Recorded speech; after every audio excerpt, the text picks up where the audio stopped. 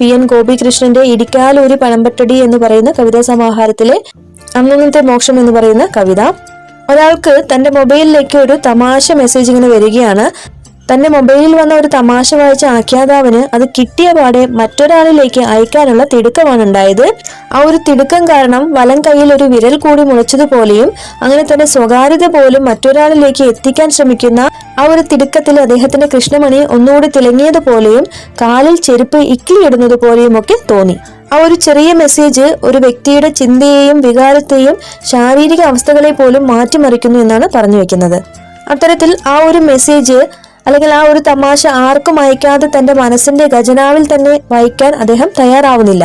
ആരെയും അറിയിക്കാതിരുന്നാൽ ഒരുപക്ഷെ ആ തമാശ വലിക്കും, പുളിക്കും, ചീയും. അതുകൊണ്ട് ആ തമാശ 150 പേർക്ക് അയാൾ അയച്ചു കൊടുത്തു. ഒരു തമാശ കൊണ്ട് 150 പേരെ ഊട്ടുക എന്നാൽ 150 പേരെ ഊട്ടിയ ക്രിസ്തുവുമായി ബന്ധപ്പെട്ട് നിൽക്കുന്ന ഒരു കാര്യത്തെയാണ് അവിടെ അവതരിപ്പിക്കുന്നത്. അങ്ങനെ 150 പേർക്ക് ഈ മെസ്സേജ് അയച്ചു കൊടുക്കുന്ന സമയത്ത് നിങ്ങൾ ആരാവും? നിങ്ങൾ 150 വായനക്കാരുടെ കർത്താവാകുന്നു, 150 സിനിമകളിലെ ഹാസ്യതാരമാകുന്നു, 150 ലോകങ്ങളുടെ ഉടമയാകുന്നു. അതായത് സ്വന്തം വ്യക്തിത്വത്തിലുപരി മറ്റൊരു വ്യക്തിയായിട്ട് മാറുന്നു. ഒരു ഐറണിയുടെ സ്വഭാവം പുലർത്തുന്ന സമകാലിക കേരളീയ സമൂഹത്തിന്റെ മുഖം പ്രദർശിപ്പിക്കുന്ന ഒരു കവിതയാണ് അന്നന്നത്തെ മോക്ഷം.